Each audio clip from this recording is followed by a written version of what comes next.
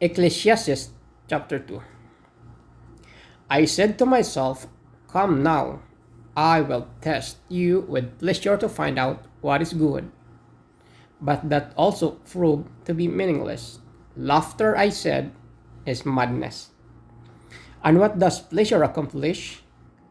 I tried cheering myself with wine and embracing folly, my mind still guiding me with wisdom. I wanted to see what was good for people to do under the heavens during a few days of their lives. I undertook great projects. I built houses for myself and planted vineyards.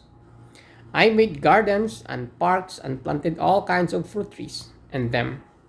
I made reservoir to water groves of flourishing trees. I bought male and female slaves and had ever slaves who were born in my house. I also owned more herds and flocks than anyone in Jerusalem before me. I amassed silver and gold for myself, and a treasure of kings and provinces.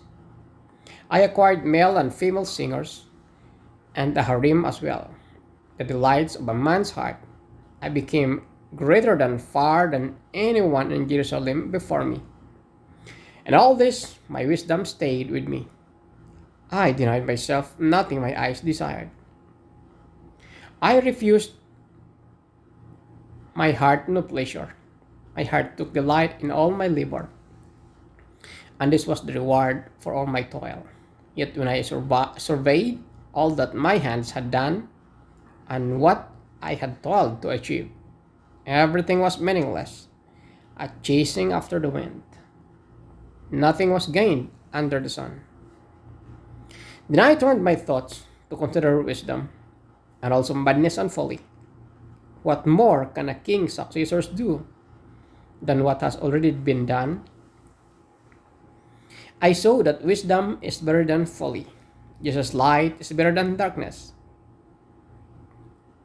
The wise have eyes in their heads, while the fool walks in the darkness. But I came to realize that the same fate overtakes them both. Then I said to myself, the fate of the fool will overtake me also. What then do I gain by being wise? I said to myself, this too is meaningless, for the wise, like the fool, will not be long remembered. The days have already come when both have been forgotten. Like the fool, the wise too must die.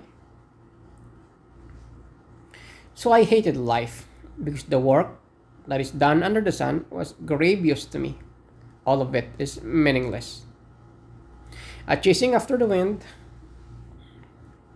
I hated all the things I had toiled for under the sun, because I must leave them to the one who comes after me. And who knows whether that person will be wise or foolish? Yet they will have control over all the fruit of my toil into which I have poured my effort and skill under the sun. This too is meaningless. So my heart began to despair over all my toilsome labor under the sun. For a person may labor with wisdom, knowledge, and skill, and then they must live all they own to another who has not toiled for it. This too is meaningless and great misfortune. What do people get for all the toil and anxious striving with which they labor under the sun? All their days, their work is grief and pain. Even at night, their minds do not rest. This too is meaningless. A person can do nothing better than to eat and drink and find satisfaction in their own toil. This too, I see, is from the hand of God. For without Him, who can eat or find enjoyment? To the person who pleases Him, God gives wisdom, knowledge, and happiness.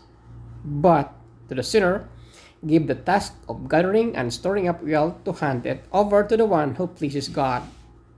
This too is meaningless, a chasing after the wind.